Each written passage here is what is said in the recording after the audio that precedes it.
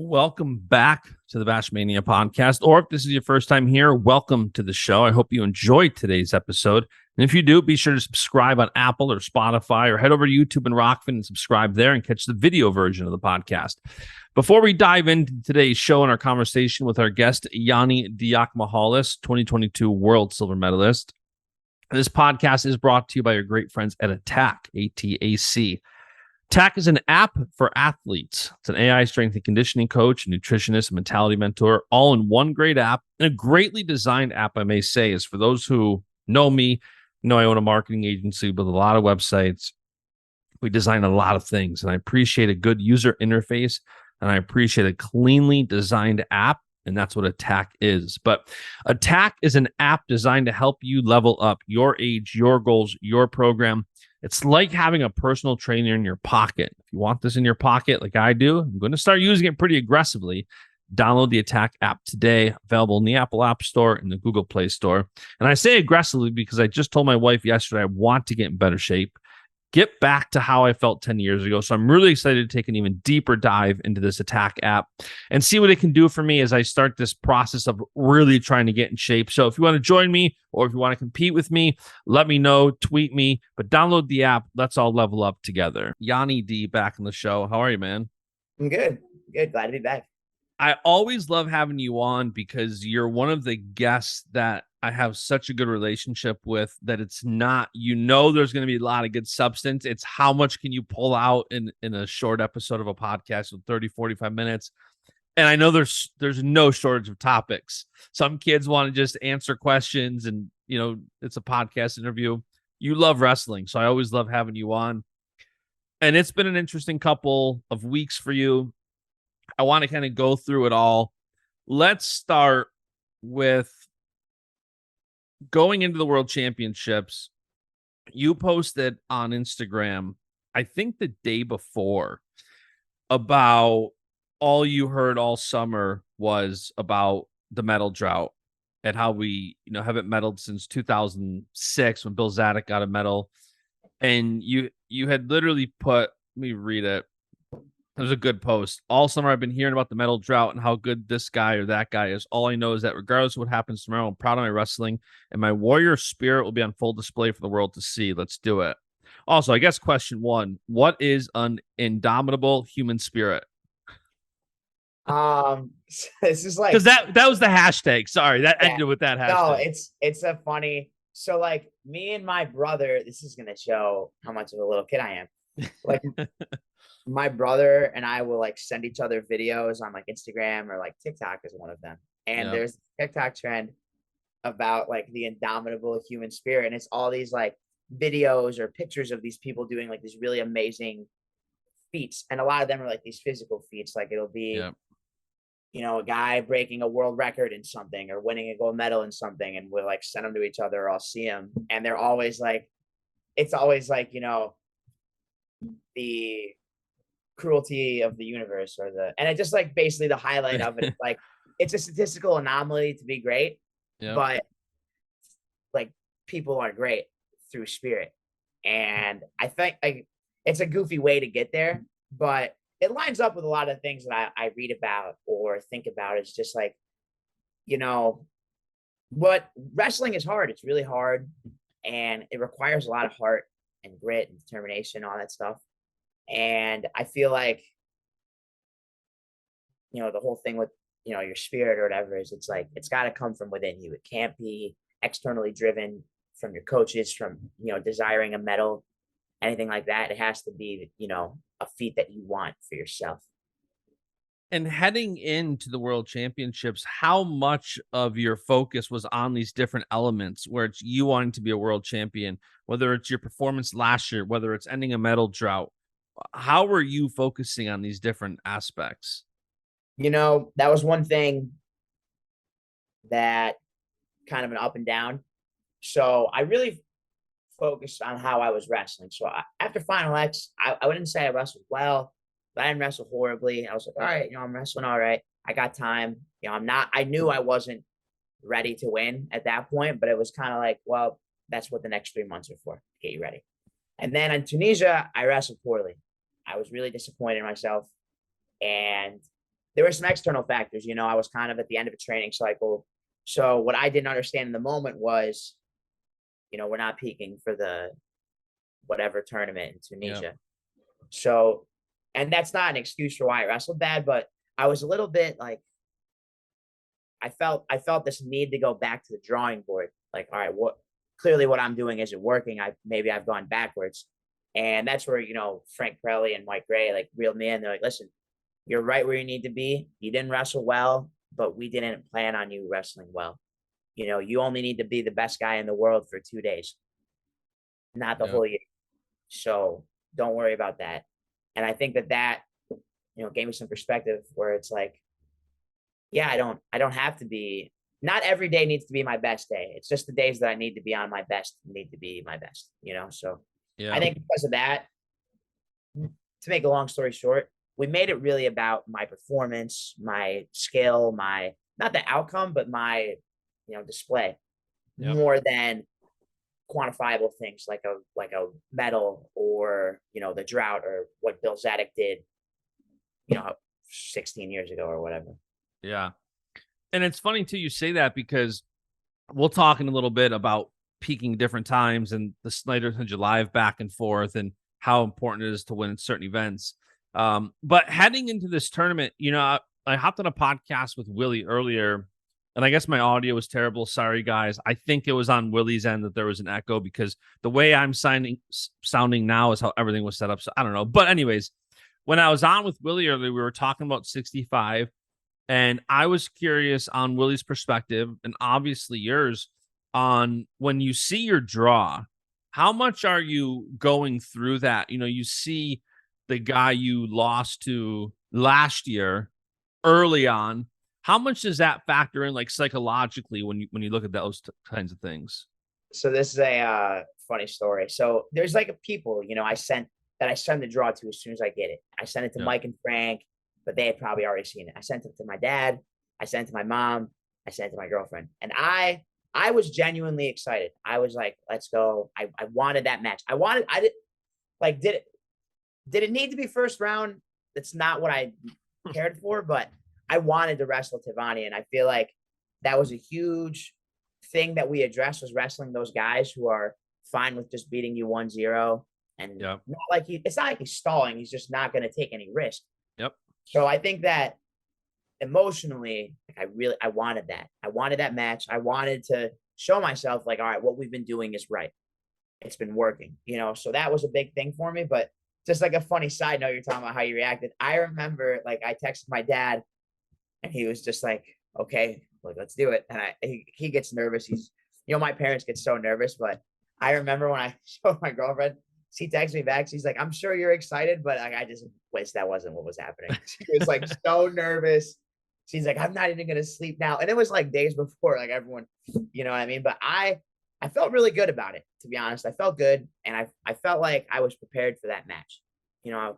We spent a good part of that, from October when he beat me until after Final X, just focusing on, all right, what am I going to do against the guy who's not doing anything? How do I get him put on the clock?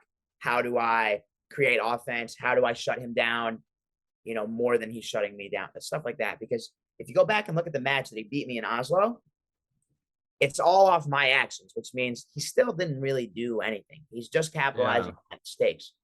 So it was like, all right, clearly there's a lot of holes in my game. So how can we cut those holes out? Which it's crazy, because every wrestler I talked to, like, I remember before David wrestled Yazdani in 2018, I remember how excited he was for drawing Yazdani right out of the gate. There's like this where, from the fans' perspective, it's like, oh, this is the finals match, or, oh, they wrestled tough last year. And it's crazy how you guys competing, like, want that. And I imagine you beat them 4-0, and you can see your excitement when you win different matches, where your mind is kind of going. And you could tell, like, that one of the perks to that is that was also momentum. I mean, that guy was clearly better than forgot who you're wrestling next, Dubov. Yeah, like, and you went out and teched him 10-0, but like, that was a tough draw, but tougher, but that does give you that momentum. Yeah. Do you feel that rolling after?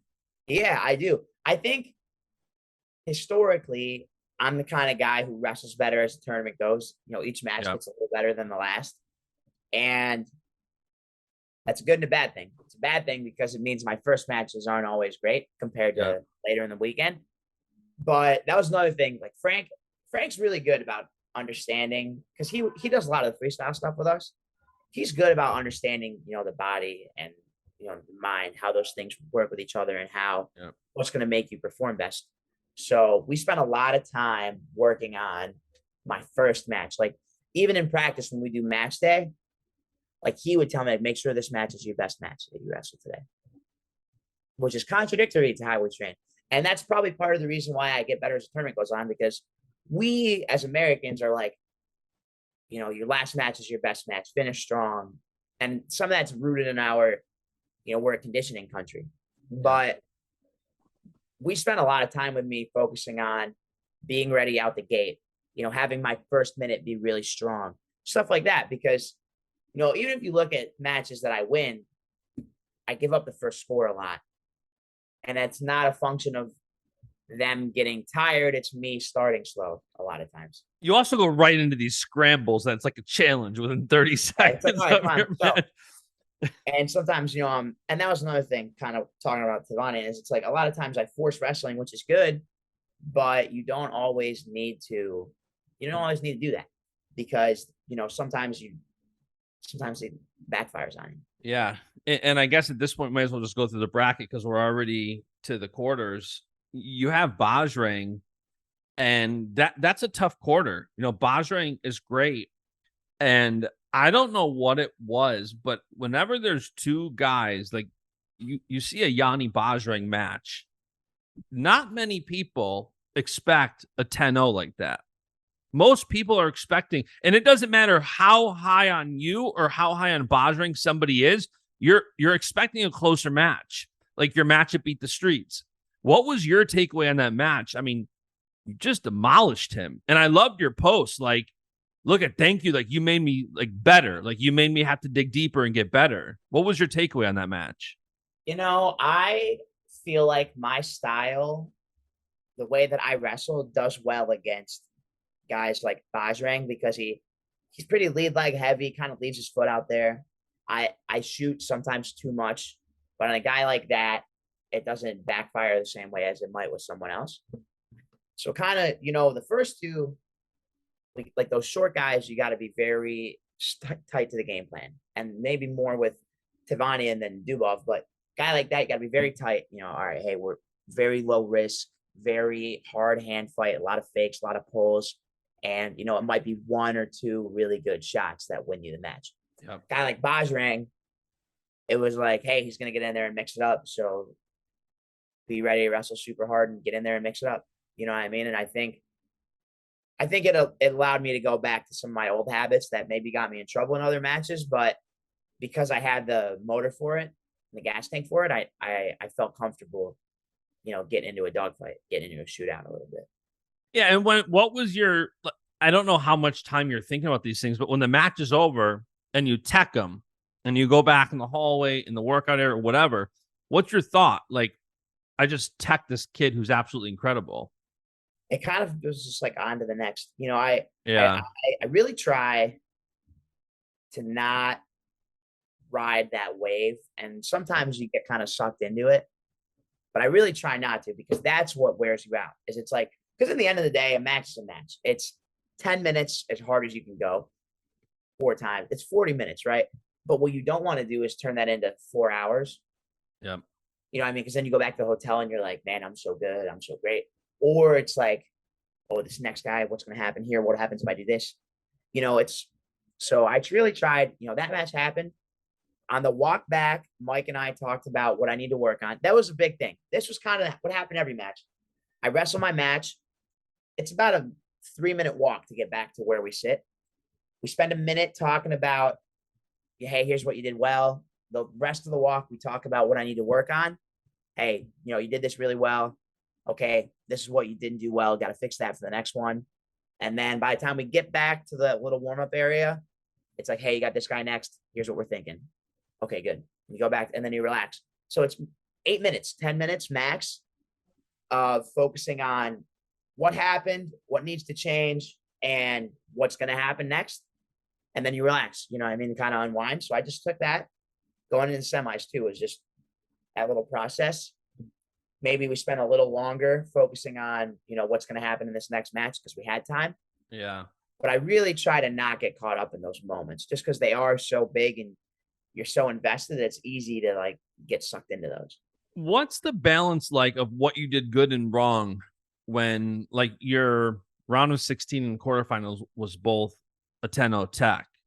How much of a balance there is things you do wrong when, and I know great coaches and I've heard them in corners of like guys after attack. And it's like, you didn't do this, you did this, you know what I mean? Like I've heard that, but like, what's that balance like for you where Gray's like pointing out things you did wrong after like 2 straight techs? You know, we Mike calls it like the compliment sandwich. So it'll be like, hey, you know, single leg looked great. You shot too much. You know, you're rushing things, but you know, you didn't get tired, so that's great. And my takeaway from that is I'm shooting too much. Yeah. But that delivery, it's different. There's a difference between, you know, today when I come to practice, Mike might be like, listen, you're shooting too much and your elbows are out and your shot recovery needs work, all these things. But that's because my ego can take a hit right now. I'm not in the middle of the tournament. But when I'm walking off the quarterfinals, getting ready for the semis, it's like cushion that blow a little bit, keep your confidence up, but make sure that I'm aware of what needs to change so that it's not a lingering thing.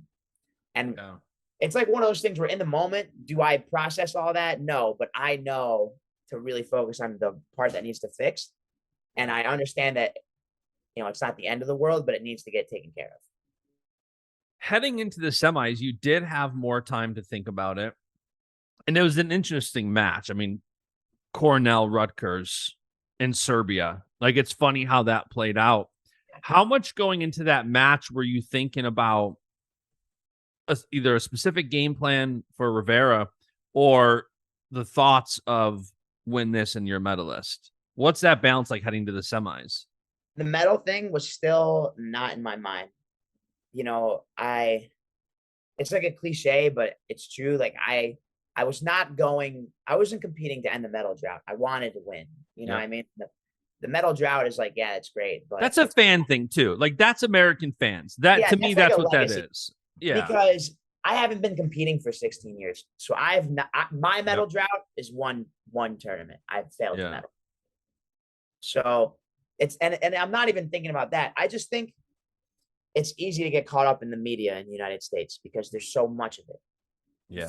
If you open your phone for a second, you're getting all this content, information, and articles and videos, and this guy comments this on your Instagram, and this guy tweets this at you. You know what I mean? So it's easy to get caught up in that stuff. But at the end of the day, I'm at a wrestling tournament. I want to win the tournament.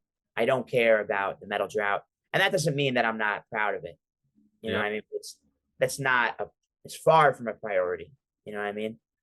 But going into that match, it was again kind of like, hey, here's what he's gonna do. Here's what you need to do. Like go get him. You know what I mean? Because historically, you know, at times I've been known to overanalyze things a little bit. So we try to break it up into, you know, 2 to 4 things. We want you to do this and this. He's going to try to do this. So when he does that, do this. That's it. Go wrestle. You know what I mean?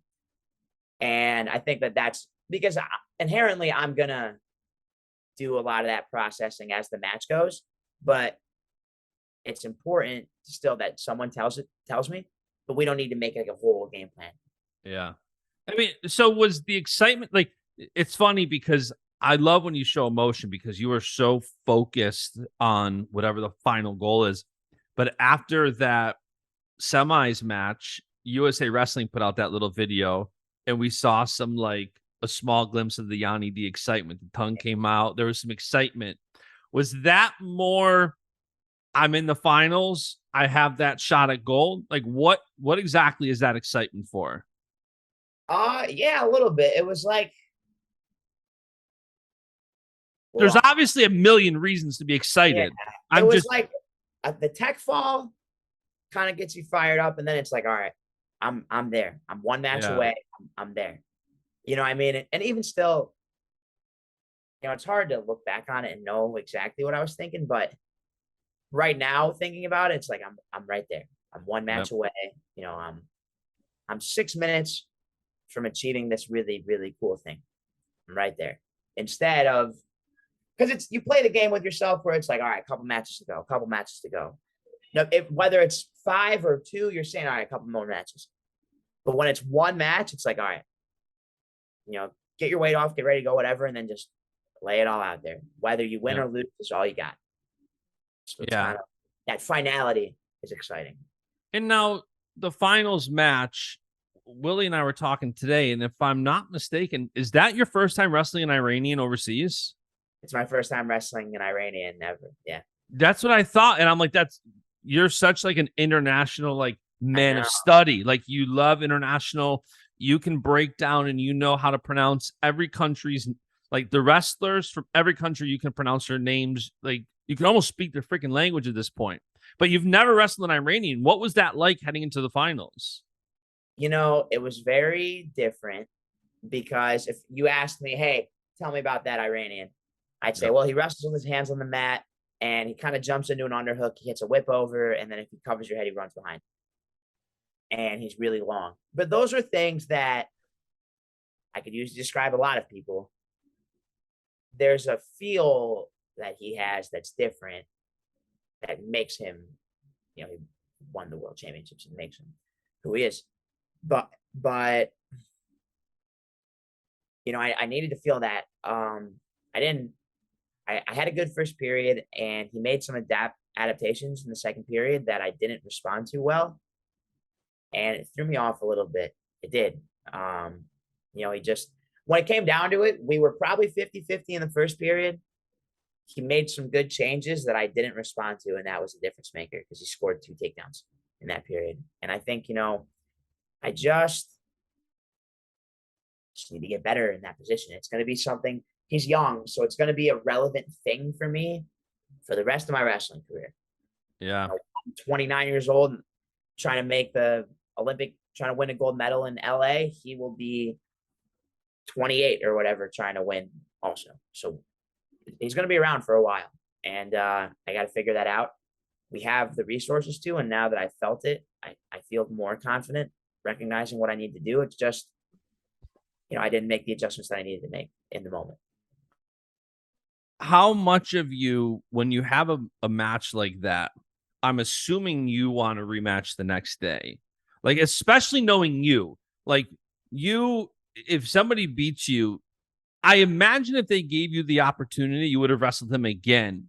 Maybe not even for a medal, just like, hey, let's run it back right now in the back of the gym, nothing on the line. Let's just wrestle again.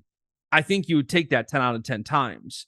Yeah. How much of that is you now? Like, you mentioned on Instagram, I think yesterday or in a post recently, about, already looking forward to the World Cup to have a shot at him. How much of that is you wanting to wrestle him again and getting a feel versus, saying, I'm confident I can beat him, especially because you're talking about earlier peaking for world championships. And I'm curious your perspective on wrestling him at a World Cup versus at a world championships, and if it means the same to you. So the best way I can, word that is, if I had to pick, I'd rather lose at the World Cup and win in the world championships, right? Yep. But it felt like one of those things, like in Tunisia, I can say, well, I didn't wrestle well. And not like that's an excuse, but that's why what happened.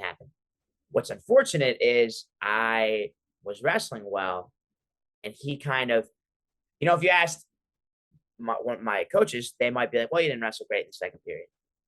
But it's not like I wrestled bad. It was like he took me out of the match. You know what I mean? It was his good wrestling that caused me to wrestle poorly, which is super frustrating to accept. Yep. Yeah, it is. But because of that, like, that feeling sucks a lot. I want to know that I'm working on these things, because in reality, if we don't wrestle a World Cup and I make the team, I'm not going to wrestle them again to the World Championships next year.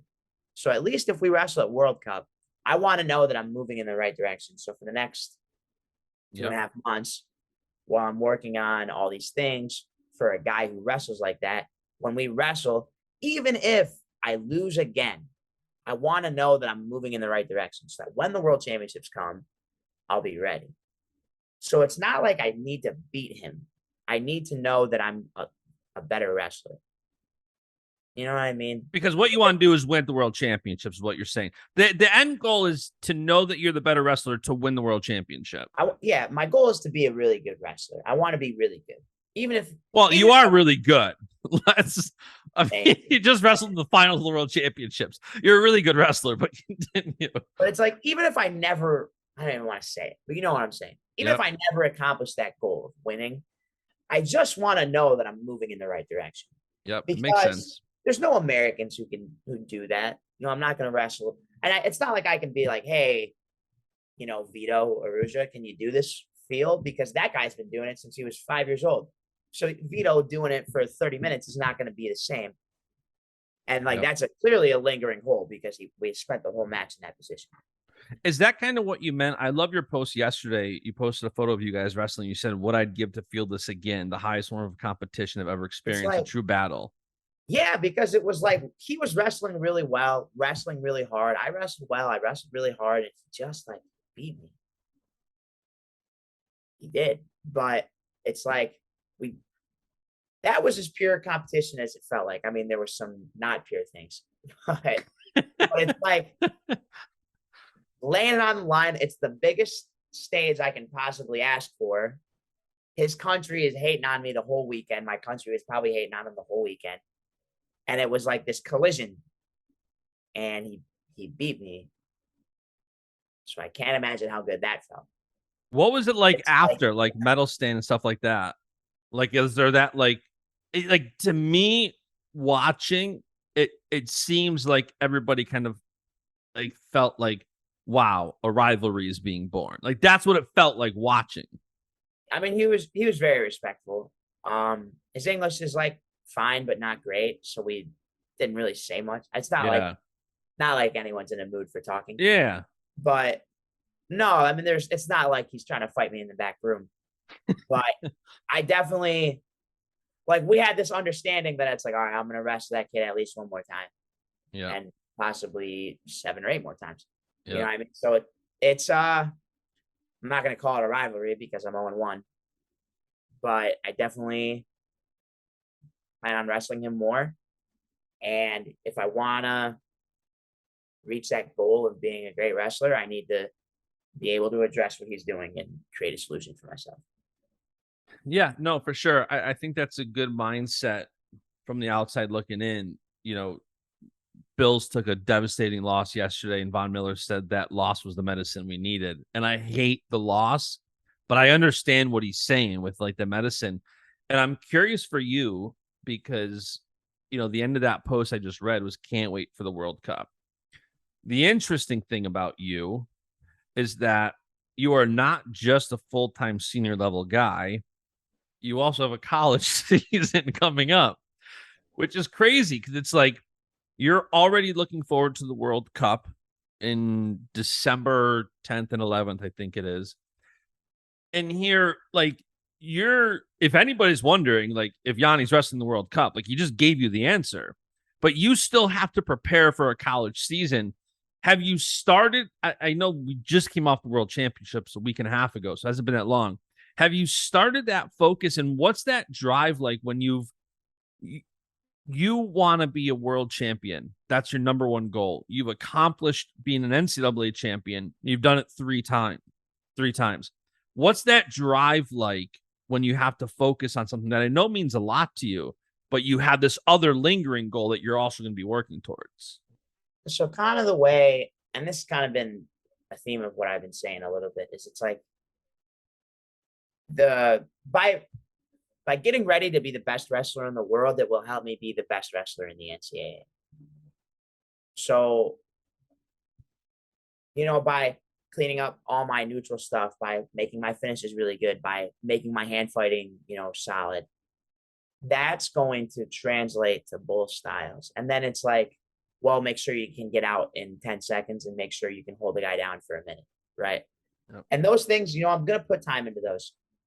I'm going to put effort into those. It's not like I'm not going to. But just talking about that kind of transition that's going on,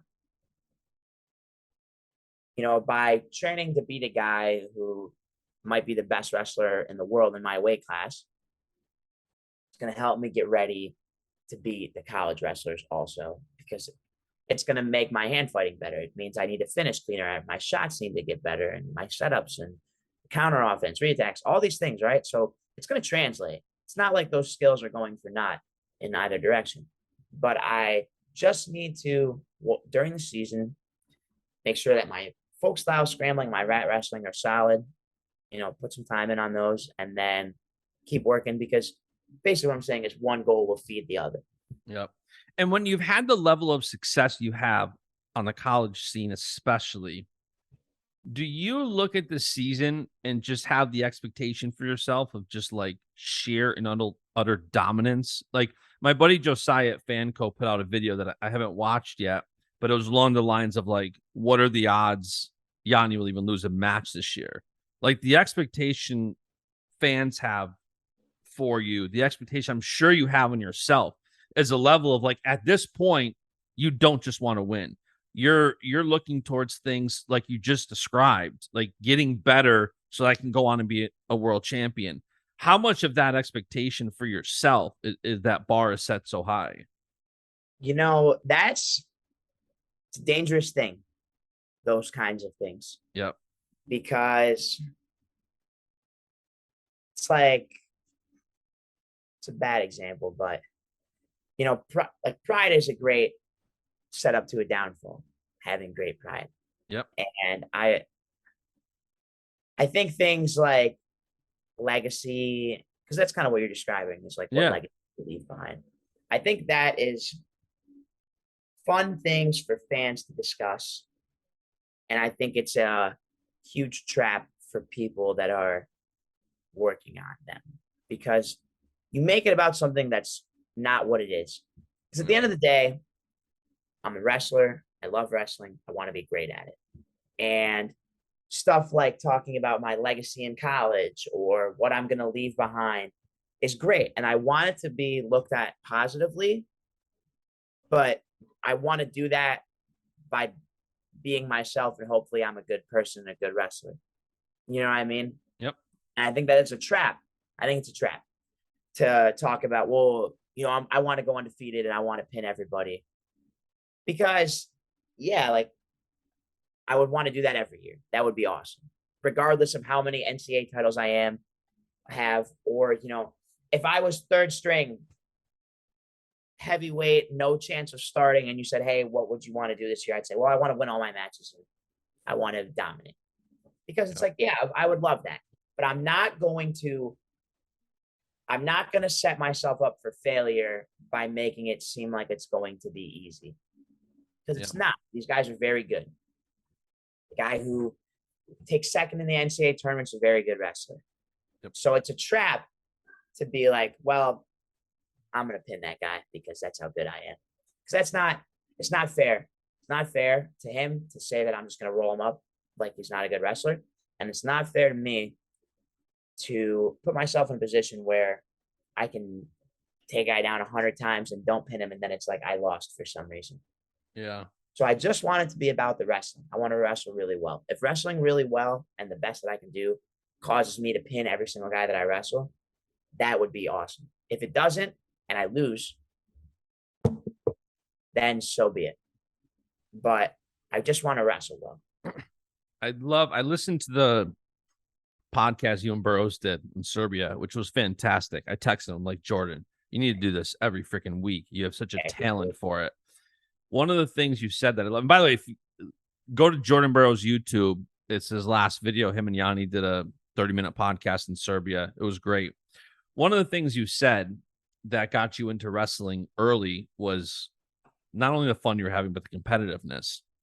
And to the competitiveness side of it, Hodge Trophy this year. Last year it was you, Spencer, Gable, and Nick as the finalist. Nick's gone, Gable's gone. It's going to be you and Spencer as the returning Hodge finalist, and then whoever just, has a season. Does that fire you up a bit? The competitiveness of winning a Hodge at all? It's fun. It's one of those things that like that's a really cool honor to receive, the Hodge Trophy. But again, they're boring answers that I'm giving you, but it's just I'm going to start with the Wisconsin duel, wrestling Austin Gomez, and go from there. If I take him down, double arm bar him and pin him, like that would be sweet. But again, it's just like, let's see where it gets. Is that your first match this year? That's our home opener. We're hosting. Oh, that's awesome. First match of the year. That's awesome. Yeah, and like I guess what I mean too is like when you think I want the Hodge because clip it. I want the Hodge because it's better than not having it. Yeah. But I'm not gonna sit there and throw a tantrum if Spencer gets the Hodge over me, because like that's not what I'm doing it for. That's like cherry on top. That's a good way to say it. It's cherry on top kind of stuff. I mean, I'm definitely gonna clip that, and tomorrow that's gonna be on Instagram. It's gonna be me going, I want the Hodge. But I guess like my question is, because I know how I am. I am very goal driven, where if I want something specifically business related, putting a pool in, whatever it is, I need those goals because I don't stay motivated just for the sake of it. I need specific goals. So like for you, is it the difference of trying to get a pin, trying to get something because or is it just the cherry on top where it's like, hey, I happen to get a pin. Cool. That's good for the Hodge. Yeah, it's probably close to that second one. I think for me, like you're talking about goals, and there's two types of goals, and I think I'm more of the second one. The first guy might be like, I want to win the NCAA tournament. I want to get 4 pins during the tournament, and I want the Hodge Trophy at the end of the year. And I want to, bonus point everyone I wrestle. That's one way to look at it. And there's nothing wrong with that. The way that I look at it more is it's like, I want to have a really good single leg. I want to be really good on top. I want to get out from everybody very quickly. And I want to have great shutdown defense. No one touches my legs. No one scores on me. And it's like, well, what's that going to do? It might get me those things that the other guy is describing. It's just a little bit more process oriented because it's less quantifiable, but for me, it makes more sense because it's like, well, what happens if the guy doesn't roll over and let me pin him or I'm not ripping? You know what I mean? Like sometimes it doesn't work that way. But if I can look back and be like, man, my single leg is so much better than it was at the start of the season. And wow, like, those things are all better than they were. And I'm going to call that a successful year. And a lot of times that's going to get me to where I want to get to. It hasn't always, but that's, you got to live and die with how you live and die. That's where I'm living and dying with. Yeah. Yeah, no, it makes sense. I think the fun clip is I want the Hodge, of course. But I think that's the mature answer, is looking at the bigger goals. And if you're, from an outsider perspective, if you're just chasing something like a Hodge, and let's say you're taking shots because you want to get a pin, and then you lose because you're strictly looking for a pin, it can hurt you. And some of these things can get in people's heads. And it's like, you didn't just focus. It's the classic, like, in any sport, it's the classic look ahead analogy. Like you're looking ahead to the next opponent and you lose to somebody you shouldn't. Yeah, I mean that's we're talking about the Hodge. I haven't actually put a Cornell singlet on yet this year. So but if there's a Hodge front runner list, it's like Spencer, you. Yeah, 100%. Or you, then Spencer. I'm not saying one of you is one or two, but no, I know what you're saying. I guess just for me, it's gonna be a day by day thing where, maybe we wrestle Wisconsin and I get a pin and I'm like, oh, that was awesome. Yeah. Maybe we're a little closer than we were before. You know what I mean? But I'm not going to be going into that match thinking like I have to pin Austin Gomez or I'm not getting the Hodge. Because that's exactly how the mighty fall, Yep. Pride comes before a fall. Yeah. And I never want to, and I don't want to, again, it's like there are these boring answers, but I really do want to make it about the wrestling as much as I can. It's just like, that's what feels right. It feels wrong to sit there and be like, oh, I'm going to be the best guy and pin everybody. It just doesn't sit right to say that. Yeah, I think that's a mature approach. I want to talk a couple off the mat things before I let you go. Let's talk about Kyle Dake is leaving Ithaca. He's going to the NLWC. And when I asked people for any questions you have for Yanni, the first 6 questions were, when is he going to the NLWC? And even in my offline conversations with people on Twitter, I have said, you are a Mike Gray guy. And unless Mike Gray goes to the Nittany Lion Wrestling Club, you have no intention to ever leave Ithaca. But because the people want the question, there's the question for you. Yeah, and I don't want it to seem like I'm bashing Kyle. I'm not. What he did for his family. It was what he thought was best for his girls and everything. So that's what's important for him. Yep. But this is where I feel like I should be. They got me to this point. I haven't gotten the most that I can possibly get out of Ithaca. It's not like, well, there's nothing left for me here. These people got me to where I am. They've done a lot for me, and I'm far from my upper limit, I think, at least. So 100%. Are they doing things at Penn State? Yeah, they're having a lot of success. But I don't believe in getting big and then leaving the place that got you big. It's not like I have any reason to leave Cornell. They take really good care of me, and they give me everything that I need, and it's the place that I've been succeeding at and continuously improving year by year. So I don't have a reason to leave. And that's how I feel. It's not if Cornell offered me a number and Penn State offered me double the number, it's not a quantifiable thing. It's not like that would make me leave. Yeah. It's just, this is where I need to be, I feel, and this is where I'm taken care of and where I'm a priority. And it's a family environment, I think you're also, Willie and I talked about it on his shows earlier today. I think you're seeing money as a factor more on NIL. I think people don't understand that. I think you ain't leaving Cornell, but I think there'd be a bigger shot of a college getting you, saying Yanni will offer you X versus an RTC. I don't think a lot of these RTC decisions, we were talking about like Snyder to the NLWC or Gilman or whatever. Yeah, they're not money moves. No, they're not money moves. A lot of them is just, you have, like you said, Kyle did that for what he thought was best for his family. And so I don't think it's a money thing. I also don't think a lot of RTCs are overtly reaching out to athletes and trying to poach them. I think there's so many training environments where people are together and it's like, oh, what's that like? Or they're training together and they like it. Yeah, and I mean, Kyle, he was. It's not like Penn State called him up and he left. He trained there on occasion, every couple months or whatever, and just it wasn't like this out of the blue thing. Like when he told our team, it wasn't like we had no idea where that came from. You know what I mean? And in the same way, it's not like Cale Sanderson's calling me to be like, hey, I want you to move to Penn State.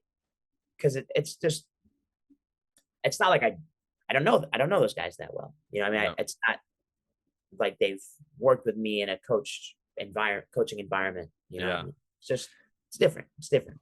It might be an odd question, but with Dake leaving and you having the success you have both in college and already internationally, do you feel like the face of Ithaca, whether you're talking Spartan Combat RTC, whether you're talking Cornell Wrestling, do you feel like you're moving into the position of being the face of all of that? Because it seems like it, like watching it, like the guys with the most success are typically the face of the program, right?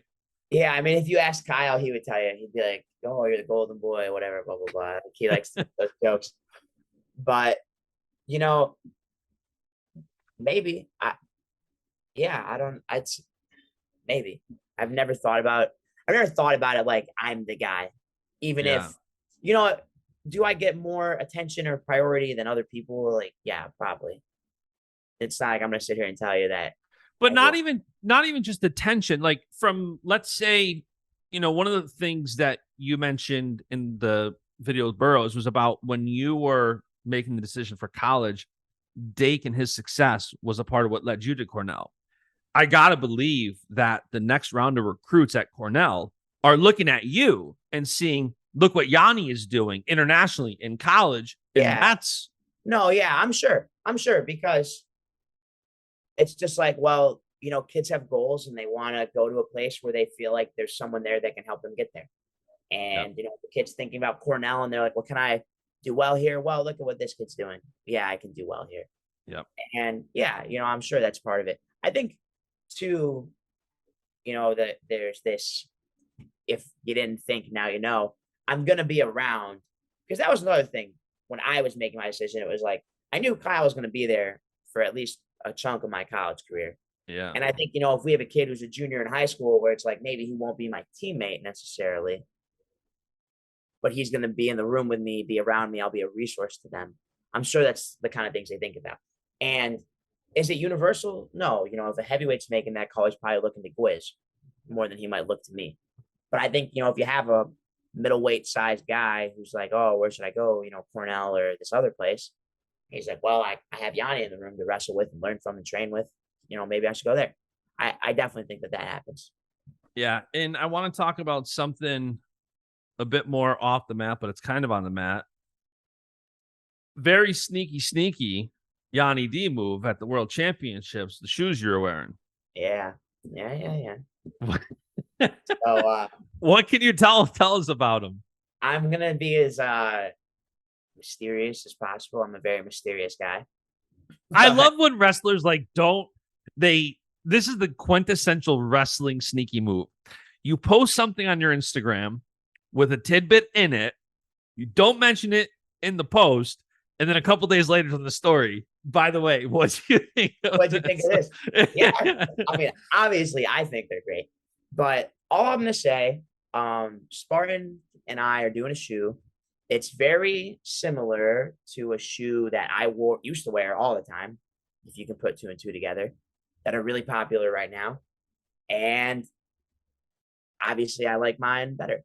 But jokes aside, I had a pretty key role in the shoe process. They let me be very involved with the mold, the weight, the texture, the sole, all that stuff. I was very involved. I couldn't be happier with the final product. There's gonna be a couple different colorways, and there's one exciting thing that I'm not gonna talk about, but there's an exciting thing that comes with it. I don't want to say it because it's gonna take away from the excitement, but there's a couple different colorways, and there's gonna be an exciting thing. And if you like those Asics that are very popular right now, these are the shoes for you. They're the biggest thing. So that we talked about was those Asics. Like, you can't really train in them; they kind of fall apart. And I don't want it to be like I'm dogging on those Asics shoes right now, but it's just that's what happens. If you train them too much, they kind of fall apart. So we made them a little more durable, a little sturdier, but it's the same feel, that really light, thin shoe. We just made some quality improvements that make them last a little bit better, at least from my experience, because I've been training them for a while. Yeah. And I think that I really like them. Not being like, please buy my shoes. I do really like them. Yeah. And I was involved with the Scrap Life shoe design. And I remember where we were at when somebody could actively train in them. So I know for you, you're getting close. Yeah, and I'm also like a couple months. I'm also glad to hear of how much. I know as soon as somebody starts talking molds and design that they were actually involved, because sometimes you see somebody get a shoe, but it's like, we're going to put your logo on the side of this, sell as many as you can. Here's $1 a shoe, or whatever the case may be. Yeah, but it sounds like you were very actively involved. Like, if it's going to be something with my name, my brand, like I want it to be. No, so this was even before I had signed with Spartan, they had talked to me like, hey, we want to figure out how to do the shoe. Could you help us? And like, there's nothing in it for me because I had no contract. There's no NIL back then. But I was like, yeah, if you guys can make the shoe, that's way better than me having to buy them from Japan and wait 2.5 months. If I can just get them in a month from them, and it'll be cheaper. All those things. So I kind of was helping them. And then the NIL stuff came out. And I had like and I had a pretty good idea that I was going to end up with Spartan just because of how tightly knit they are with Cornell. Yeah.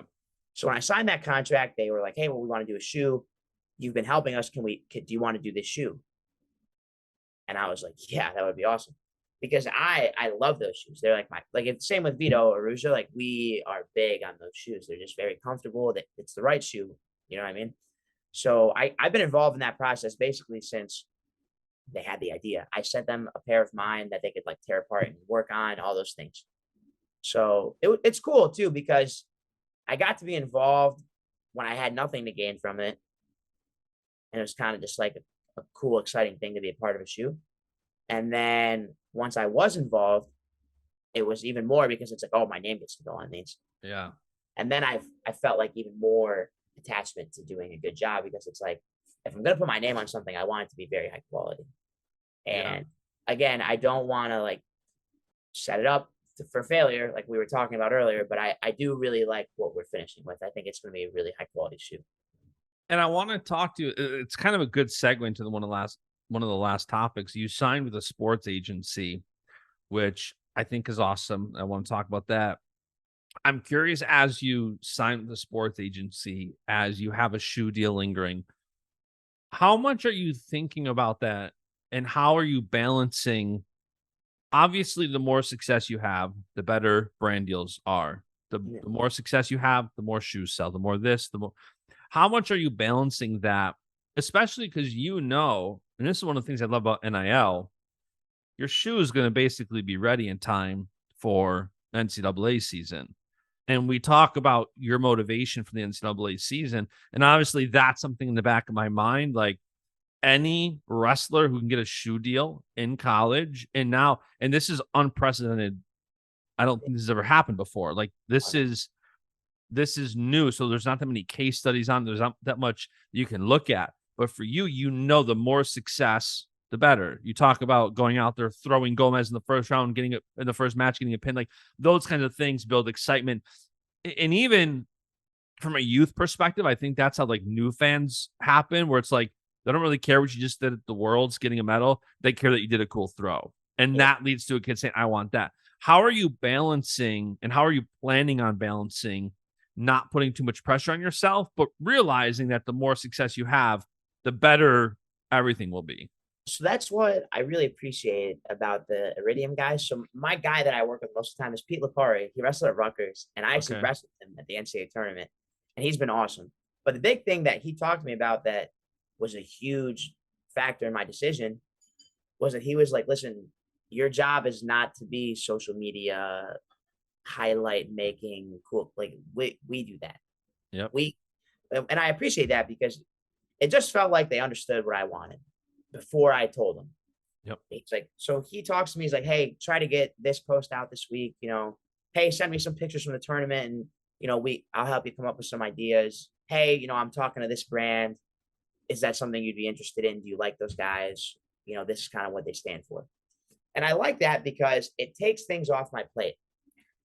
And that's my goal with any of those things, those NIL deals, is I just want less things to distract me from wrestling. And I get that like the shoe is obviously a big distraction, but that's something I enjoy. It would be a passion project for me if I wasn't getting paid for it. I would still want to be involved with it, which I will. Like it's something I really enjoy, like that kind of stuff. But what I appreciate about the guys at Iridium was that like they understood. They're like, hey, we get it. You don't need to do all these things. You don't need to count how many times in a week you're posting and what kind of content you're getting. Like it's not your job. That's our job. Yep. So that was like a really big thing I appreciated for them, or I appreciated that they did for me. And then kind of on the flip side, going through the season, it's like, just focus on wrestling. I'm going to lean on those guys to be like, hey, that was a really cool throw you hit. Just try to get a video of that, get it out so people can see it. Stuff like that. Yep. So this way, it's like, I trust that they're doing a good job so that I can focus on doing, my job basically. Yeah. And that's such a crucial thing for anybody listening who's either coming up and could potentially get these deals, or anybody listening that I'm always blown away by how many people listen to this that are like really good wrestlers. Like every time David Carr texts me about an episode, I'm blown away that like a guy of your guys' caliber listen to this, and I kind of forget that, but it's like it's such a good reminder for good wrestlers at any age and any level to partner up with the right people. And I know you, and you don't just take like, oh, this company offered me X money to post about their product. Okay, I'll take it. Like you really look into products, and you do not align with anybody that is not your across the board aligns with your values and what you think. Yeah. Yeah. And I think, the word is sellout, and I don't want to call other people sellouts, but I don't ever want to feel like I am selling out. And Yeah. is it different? It's different. I mean, my parents take care of me. It's a different situation than other people who maybe, they need to take those kinds of deals. And it's like, they shouldn't be shamed for that. It's not their job. I mean, it's their job. It's their job. Whatever you need to do to take care of yourself and your family is what you got to do. But for me, I'm in a position where, the Spartan deal is really good. I'd like to think I'm going to get good support from my club when I graduate, and hopefully I keep medaling in these world championships where, I can be selective and choose brands that align with things I believe or are the right kind of people. And I have that luxury, which is awesome. But because of that, I want to take advantage of it, and then do the right thing. I also think too that if anybody's listening, they took a bad brand deal and they didn't know about it. I'm not condemning anybody, because there are situations where you guys are so young taking these deals, and whether it's somebody telling you, "Hey, this is a good deal for you," or you just not knowing, it is hard. And I think it is just as important that if you get involved in a deal and it does go south, walk away from it. Like you don't. It is impossible to read everything properly. I get in business with clients. I'm 14 years in. I get in business with somebody and I realize they're a bad person. I'm out. Like it's not too late to walk away. And like you said, you don't want to use the word sellout, because I think a lot of these kids, especially, are not just whoring themselves out or being a sellout. It's legitimately, you think what somebody's telling you is honesty, and it just turns out that it's not. Yeah. And that's the other thing that I'm glad. I've been lucky where the people I've worked with are all good people, so it's not a problem. But I'm glad that I have, these guys that I think at least are in my corner, hopefully, hopefully. No, listen, And they're like, they can sift through those kind of things and be like, hey, you don't want to work with these kind of people. They're whatever, and they can do that for me because I'm young. It hasn't even been a full year, or it's just been over a year of this NIL stuff. It's impossible for me to have the kind of experience in the field like that where I can, know which guys are trying to scam me or take advantage of me or whatever. But that's why you have those guys. And at first I thought, the whole agent situation was, you don't need that because you just want it because it's cool. It's cool to say that you have an agent. You know what I mean? yeah, definitely. But I do think, I'm sure at some point in my career, even if it was once where they were like, hey, listen, you don't want to do that. It's not going to be the best thing for you. If they're right one time my whole wrestling career, Yep. then I feel like it was worth it, because who knows what could have been at risk. Yeah, and it also snowballs. Like, I'm not saying this to bring me into it, but BASCH Solutions is obviously one of your sponsors. And I remember getting a text from somebody who saw your tweet where you're tagging everybody you're involved with after the World Championships, like right away. Like before I could even see it, somebody texted me like, dude, this kid's only 20 years old and he like has the intelligence to be like, hey, thank you to my sponsors, tagging everybody and showing them. And it's like, the more passionate you are about who you're in business with and who's behind you, the more excited you are to do the right things. Because it's a true thank you. I mean, Yeah. you're actually grateful for what they've done versus just the generic, oh, thank for the people who pay me. And it's like, I don't want it to be like you're bad for making money, because that's stupid. It's how you live. It's just, I want the people who pay me to be people who I'm glad that I'm aligned with. It's the best way I can say it. Yeah. No, I agree. Last question, I'm going to let you go. If you had a dream sponsor, who is it? I'm very curious on this. I was actually going to text you earlier. If you had a dream sponsor, who is it? I don't know. So like there's one that came into my head and it's like a bad answer. But like, so like like Spartan is a huge brand, but like I feel like it's tough because my whole brand or whatever is like I try to be healthy and make the right decisions and all these things. Yeah. I like love Reese's peanut butter cups. Like it's my guilty pleasure. And I never really eat them anymore because I'm so on this diet. Like Frank's gonna be listening to this and be like, "You're such an idiot." But like I don't even eat them anymore. But like I love Reese's peanut butter cups. I love them. They're my favorite candy. It's free advertising. I don't care. It's my favorite candy. Oh, And they're I the can't best. really eat it anymore. I think if you don't like Reese's, Do you prefer standard Reese cups or the eggs? so there's something special about the egg. I don't know what they do that makes it taste better, but the Reese's cup is like it's just too iconic. It's Yeah. like when you get, there's all those different variations of Coca-Cola, Yeah. but like the original Coke is still just it's too iconic to beat it. That's how I feel about a Reese's peanut butter cup. I feel like it's regional too, to a degree. Like number one candy, like here in Yeah. Rochester, where we're both from and stuff. Like I feel like Reese's is like It's the in king. It's not like those- if you go to some like random place in New Jersey, you're gonna have a collective of people who pull 100 of them, 70 of them are gonna say the same candy. I feel like Rochester is like Reese's. Like the eggs come I out, feel the like when you go Christmas to a trees come Pop out. Warner football game, there's like the generic Hershey's bar that everyone always has, but whatever. There's Airheads and Reese's peanut butter cups are like the Yep. three candies you see everywhere.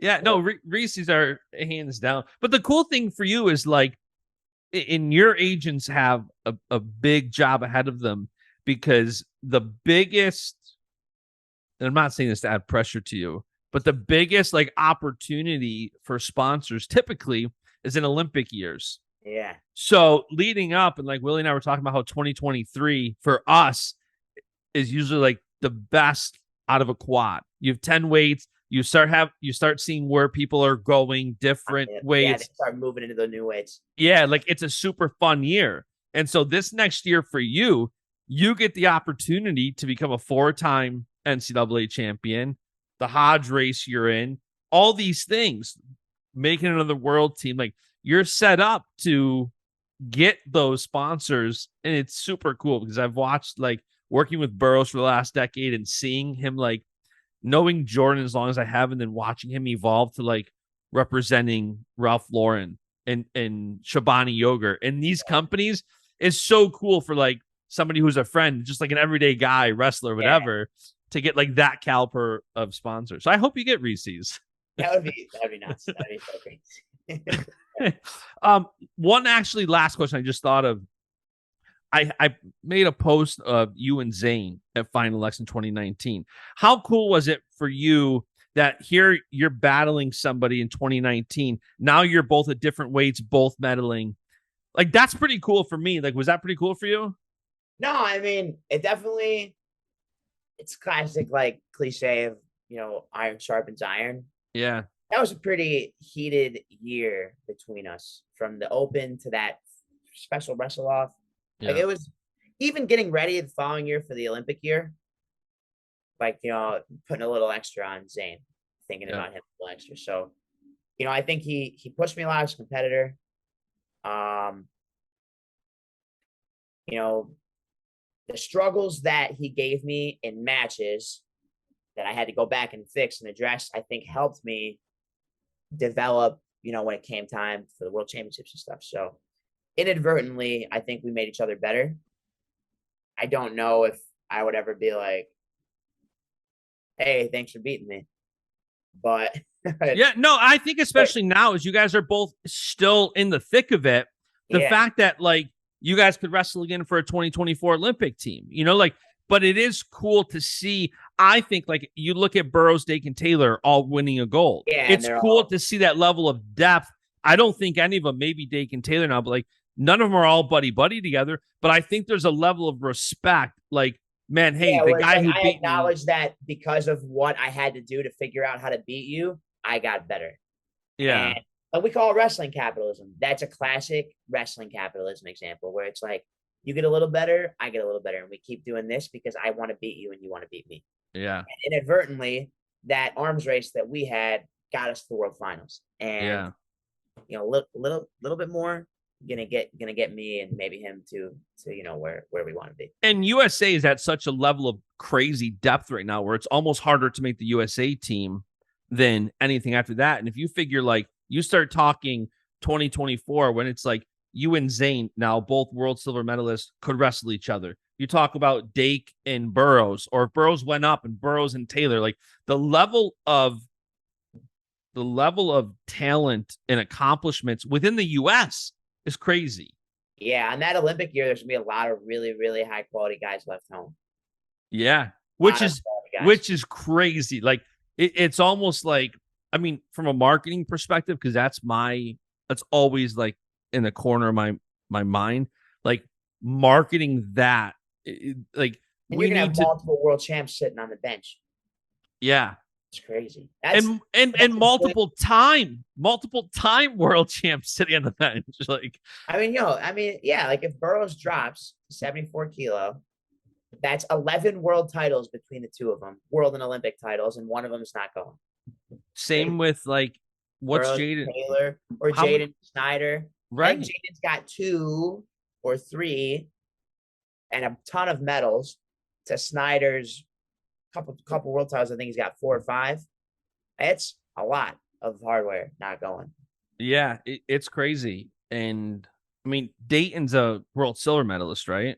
Yes. So you figure Gilman, let's just say it's Gilman Fix. There's world medalist. Let's say it's Usain, world medalist. Dake Burroughs, world medalist. Like Taylor and whoever, like crazy. All right, Yanni, I kept you longer and we still have other things to talk about off the air. So I'm going to let you go. Any final words before I do? No, just, thank you for having me on. I'm excited for World Cup. Be on the lookout next couple months for the shoe. And, I'm excited to make some new developments in my wrestling. Yeah. And also I really didn't think about how exciting you versus Austin is to kick off the NCAA season. I'm pumped for that. He's after it, man. He goes hard. Yeah, he takes shots. He does not back down. So that's going to be awesome. All right, man. I will let you go and I will talk to you in a few minutes. And the beat goes on.